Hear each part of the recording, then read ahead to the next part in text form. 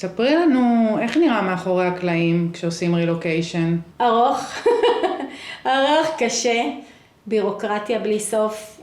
אני אומרת שמתחילים את הרילוקיישן כשהם יושבים בפורטוגל. אז מבינים בעצם למה מגיעים ולאן מגיעים. החלום לעבור לאירופה הוא נהדר. כשיושבים כאן מתחילים להבין את החוקים, בירוקרטיה, את כל המסביב. זה למידה לאורך זמן.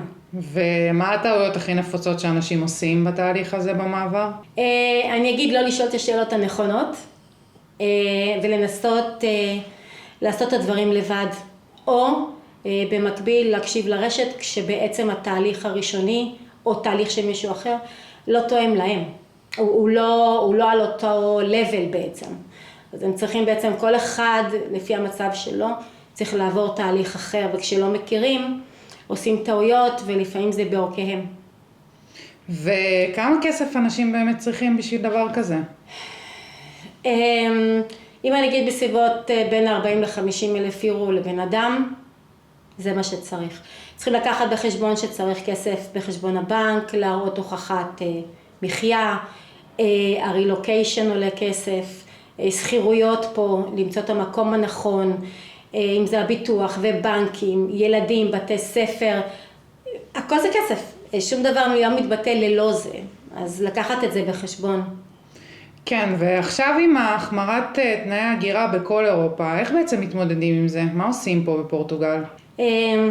ההחמרה היא בכל שנגן בעצם, ואז מה שקורה היא חלה גם על פורטוגל, חלה על צ'כיה.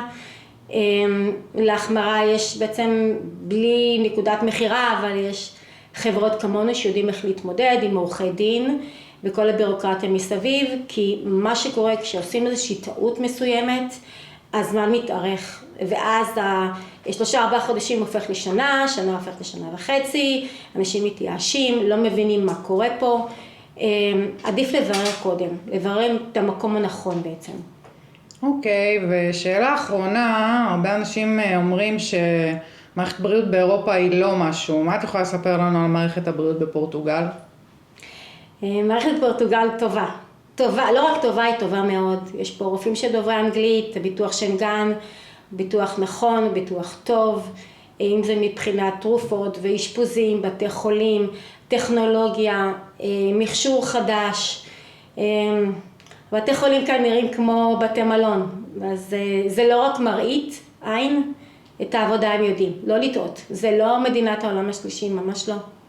אוקיי, תודה איריס. בבקשה.